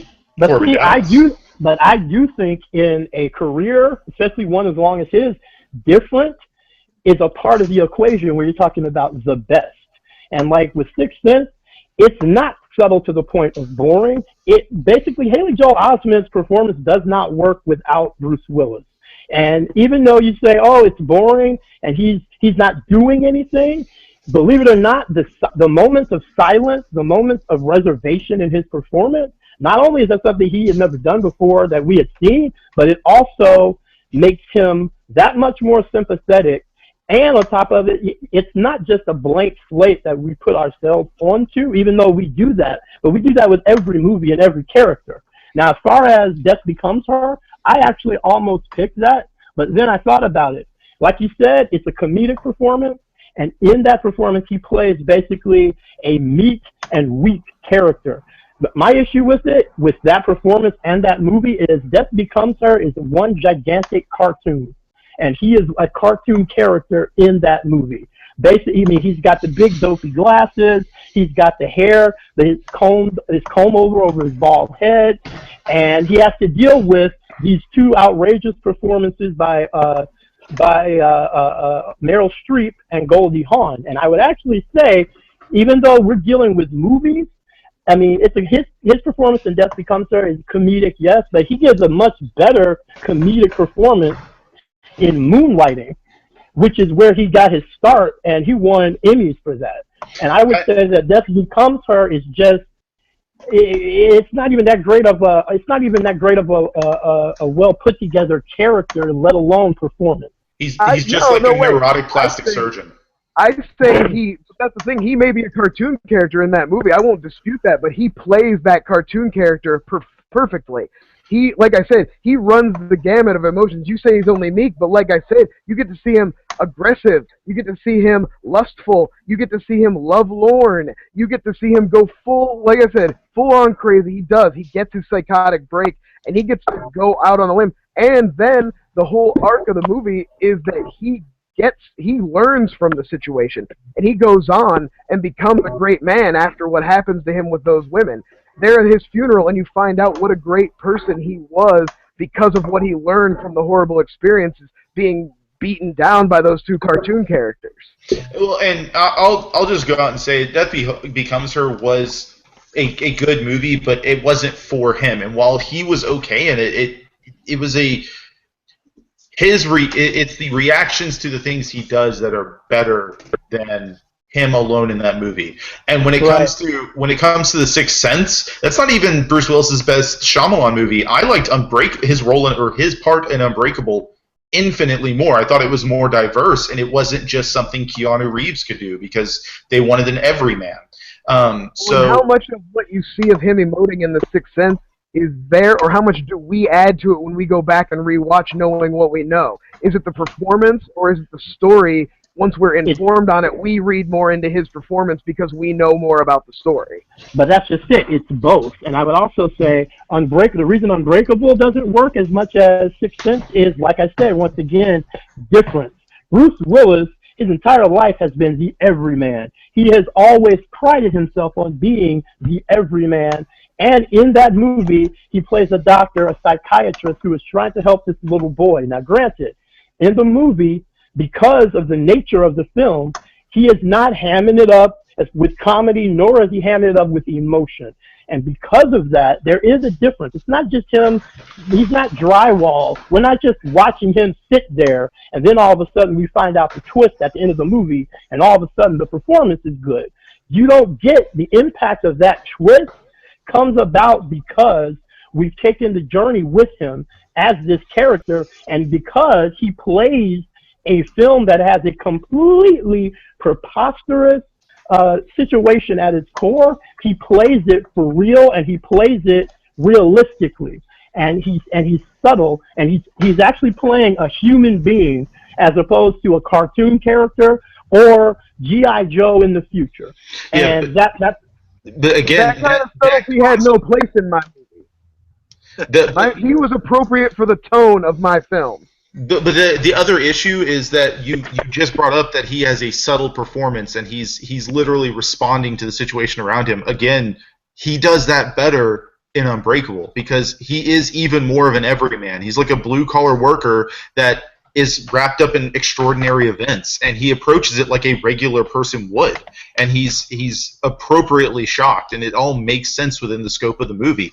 The Sixth Sense is it's just him listening to this kid and responding, and there's not even a level of, I don't know, intensity to it. It's just, like I said, and I only say this because of the everyman concept, you could cram Keanu Reeves in there because it's a blank slate, because everyman and blank slate are two different things. The everyman is a relatable character. The blank slate is somebody that we inject ourselves into.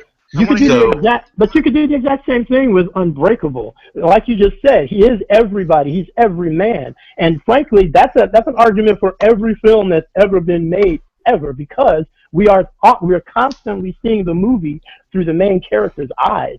So I would say that in The Sixth Sense, him being a doctor is part of the reason why, and a psychiatrist is part of the reason why his performance is subtle, just on the nature of his job and the way that he's trying to interact with this troubled kid. But as far as intensity is concerned, there's no need for him to be intense because Haley Joel Osment brings the intensity and he counterbalances that. That's the performance. See, a lot of times people see a subtle performance and think that there is no performance, when actually being subtle and actually still conveying emotion, still conveying motivation, that's incredibly difficult. And that's why he like for this particular film, he got a Golden Globe nomination. He wasn't nominated for an Oscar, but he came damn close to it because everybody recognized that particular performance was profound for the film, and it was profound for his career up to that point. All right, let me call it here. Ding. Well fought, guys. I think I know where I want to go in this round, but let's start with Ashley. Anything factual you want to point out for this round? Bruce Willis did start his career on Moonlighting, definitely considered a comedy actor. Wasn't even really considered first for the role of Die Hard. They pretty much wanted to cast every other action star until they all turned them down, and they kind of reluctantly went with him. So I thought that was a little fun fact. Everything else seemed pretty clean as far as the arguments went. What is Twitter saying? And the other thing I looked up is The Sixth Sense was written with him in mind, but they weren't sure that they were going to get him, so really? That was an interesting thing. Yes, I looked that up on two different places, so hopefully it's really true. All right, so on Twitter, Hamza Juicer says that Bruce Willis's performance in Unbreakable was phenomenal. Let's see, totally out of character for Bruce Willis in Death Becomes Her. Mousy, sad, pitiful guy. Great pick by Janine LC. Janine the Bean. Let's see. Bruce Willis in 12 Monkeys and The Fifth Element was perfectly cast and helped make those movies believable. Hamza Juicer. See if there's any other results. I had a list of movies I thought you guys were going to choose, and 12 Monkeys was definitely on there. Yeah, 12 Monkeys would have been a one too, I think. Yeah, Unbreakable's also been mentioned. And Unbreakable. I did the exact same thing. I just knew that somebody was going to pick either Sixth Sense or Unbreakable, so my third pick was going to be Death Becomes Her. Nice. So let's talk about this round and how it worked out. I think, Joe, the biggest problem that you had to face that you didn't quite overcome was it's Die Hard in space, and that it's essentially the same role, and I guess it could be compared in that sense to Die Hard, that he's done it better in Die Hard.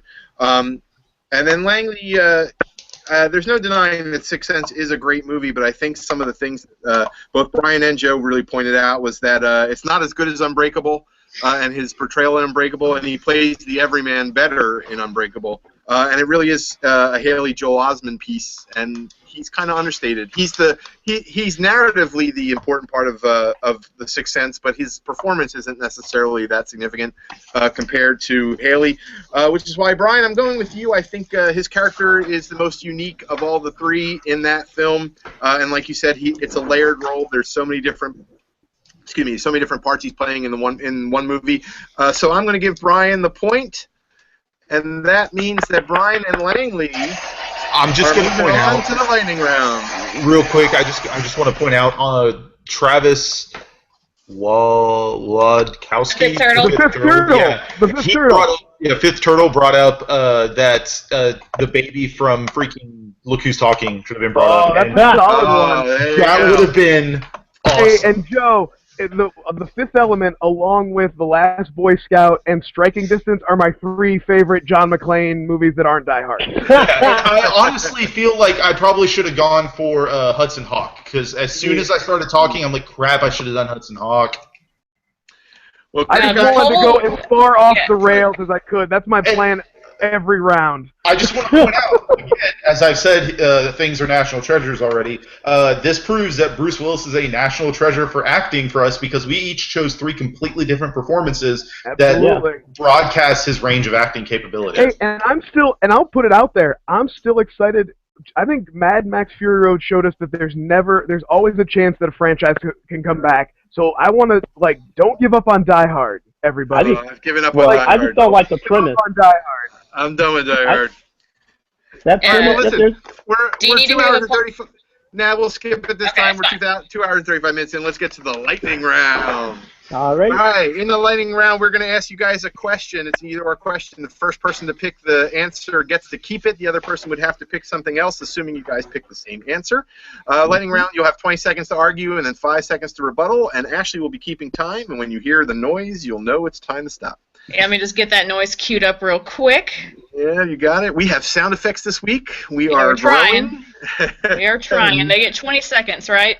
Yeah, 20 seconds and 5 seconds. Okay. And I can help you time if you need it, but I want to mostly pay attention. That's the sound. If you hear that, can you hear that sound? That's the sound, and you should stop talking.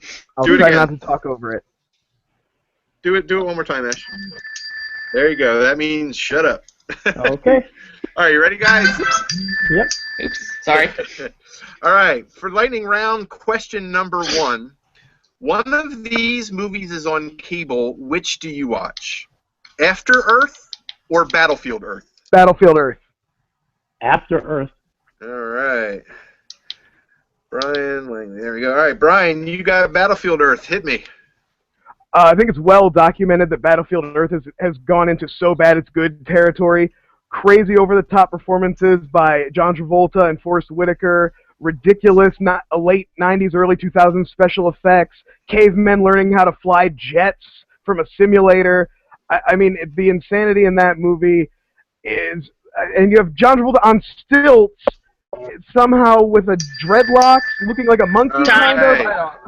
Time. All right, Langley, when you begin talking, your time will start. Tell us about After Earth. Okay, After Earth, I would pick that because out of the two movies, I haven't seen that movie, and that's exactly what cable is for, to watch crappy movies that you wouldn't go pay money for otherwise. You also get to see the fall of the Smith family, as basically nepotism destroys any credibility that they have in the acting community, and it's actually not a bad movie to look at as far as the sci-fi stuff. All right, Brian, 5-second rebuttal. I would say if you want to just hate watch something on the Will Smith and his family, just get on Jaden's Twitter and read that for an hour and a half rather than waste your time with After Earth. All right, Langley?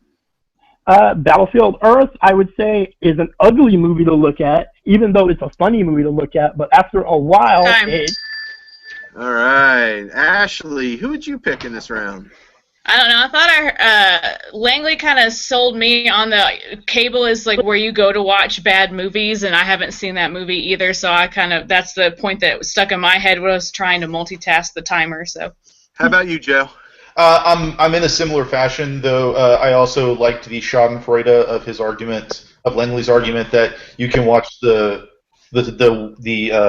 freaking Smith family crumble, as well as the fact that it is a beautiful movie. And Battlefield Earth is funny, but if I'm gonna watch a comedic sci-fi action movie, I'd rather watch a decent one. I too picked Langley. Langley, you get the first point. Good job. Wow, cool. Thanks. And nice use of Schadenfreude. Thank you. Lightning round number 2.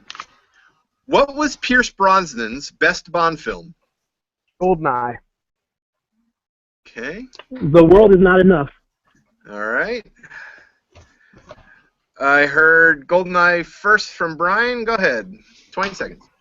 I think Goldeneye was a great resurgence for Bond. It got the world excited about James Bond again. Timothy Dalton's movies, nobody ever really got into them. That's why he did the least, well, except for George Lazenby, but he did the smallest amount. Brosnan got people excited again. He was the Bond people wanted. It brought people into the new millennium. They updated the technology, but he was still the cool Slav guy. All right, go ahead, Langley. World Is Not Enough. In The World Is Not Enough, Brosnan actually owns the role as opposed to having to grow into the role like he did in GoldenEye. Also, even though the two female leads, one of them is terrible, but the other one is great, and they actually put a twist in the film that they've never done in any movie since or past, where the Bond girl is actually the Bond villain, which is different. I would also say that the... All right. 5 seconds for you, Brian. I would just say that we wouldn't even have had a second Bond movie if his performance in the first one wouldn't have been so good, and it spawned the most epic first-person shooter ever. All right, and then and Langley. I would say GoldenEye basically retreads, even the title retreads previous films that people enjoy way better, like Goldfinger. All Bonds are retreads. Every Bond's a retread. That's it. Joe, let's go to you first. Who would you pick for that round? I'm going to go with Langley because I'm a long-time Bond fan, and for me the concept of doing something different in Bond is something I've always enjoyed, and using that argument, I liked it. And when Brian brought up that if it wasn't for GoldenEye, I was just like, yeah, but that's not a. Ashley, how about you? One of the things that really stood out to me on Langley's argument was not only that it did something different, but the fact that he didn't have to the role was kind of already set for him, or he didn't have to establish the role as so much as grow into the role. So that kind of stood out to me as well for Langley. I also picked Langley for this round. Brian, all you had to do to win the point for me was to say that no one believes that Denise Richards is a nuclear scientist, and I would have given you the point.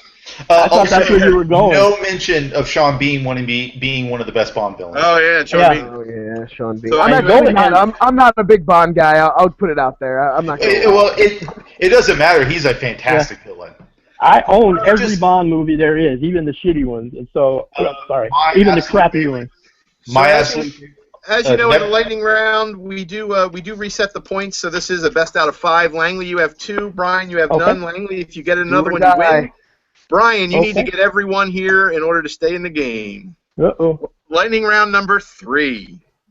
Who's the coolest turtle? Leonardo, Michelangelo, Donatello, or Raphael? Raphael. All right. And Langley?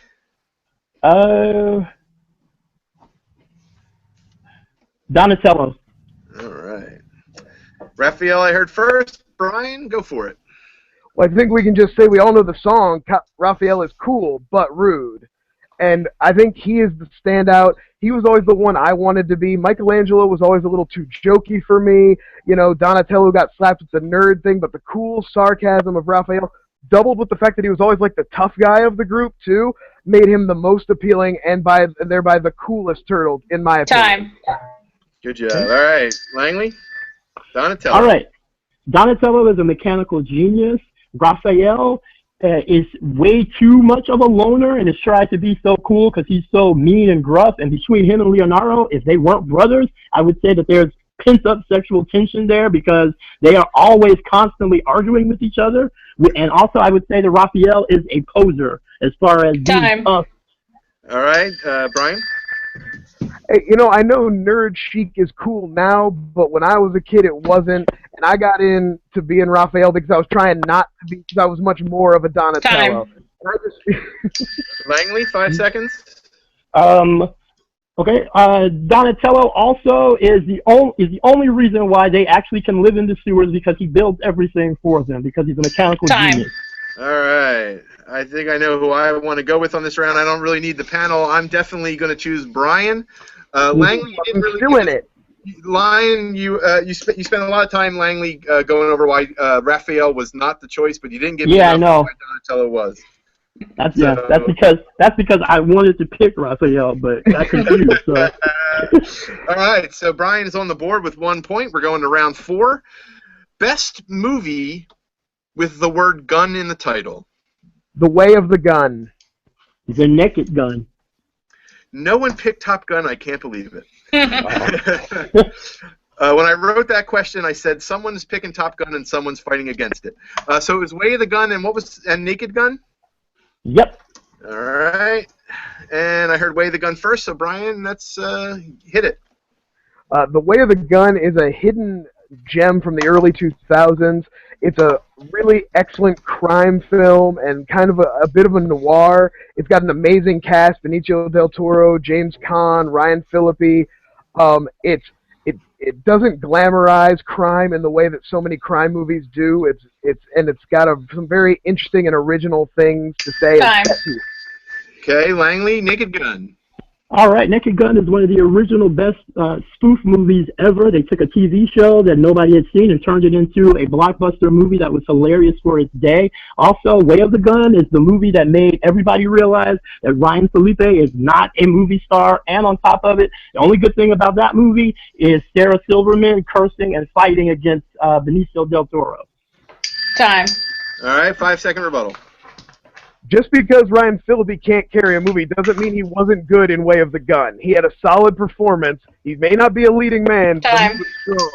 Langley? There's a reason why nobody has heard of Way of the Gun, because it's a terrible movie that I almost walked out of when I was in college. Time. You should rewatch it. You should rewatch it, Langley. Give it another chance. I know who I want to go with in this one round, but let's see, Ashley, who do you pick? I thought Brian had a lot of more points about his movie, especially with it's a hidden gem of a movie, and just because Ryan Phillippe is not considered a movie star, I forgot exactly how he phrased it, but it doesn't make it a bad movie. I don't think Langley said enough about his movie to sway me to his side. Joe? I'm in the same boat. There was a lot of trying to tear down The Way of the Gun, but there wasn't a lot of building up of Naked Gun. And yeah. Yeah, I concur. Langley, I didn't really hear anything about Leslie Nielsen, Yep. And the cast, Juice, anybody in that movie. I didn't really hear who was in yours, and Brian really sold that aspect of it. So Brian does get the point, and we are tied. So we are going to the final question. This is the second week in a row we have a tie going into the final question, and that final question is, which is the best movie of the Hobbit trilogy? The second one, Desolation of Smaug. Battle of the Five Armies. Okay. Langley, I heard you first with Smaug. Hit me. What do you got?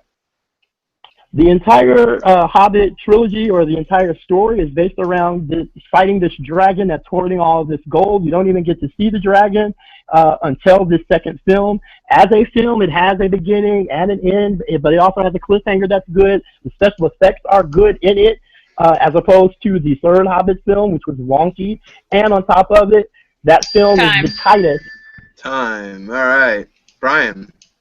All right, problem with Desolation of Smaug is the best part of that movie is actually in my movie, which is when Smaug finally gets to attack. All the build-up and no payoff in Desolation of Smaug. You get the amazing attack at the beginning, and then you get to go into the full Battle of the Five Armies. So all the great action and set pieces that we've been waiting for are in my film. All right, so it's time. All right, and Langley, 5 seconds rebuttal. The third film, that's all it is action set piece left over from the second film. The second movie is an actual film with a beginning, middle, and end. All right, Brian. Well, none of the Hobbit movies were good in my opinion, so at least the third one had everything I wanted to see. Battles, orcs, dragon fire, the whole nine. All right. Woo. Good fighting today, guys. Joe, who would you have picked to win this last one? I'm going to go on a limb and say I'm not sure because I haven't seen either movie. So just based on the argument information,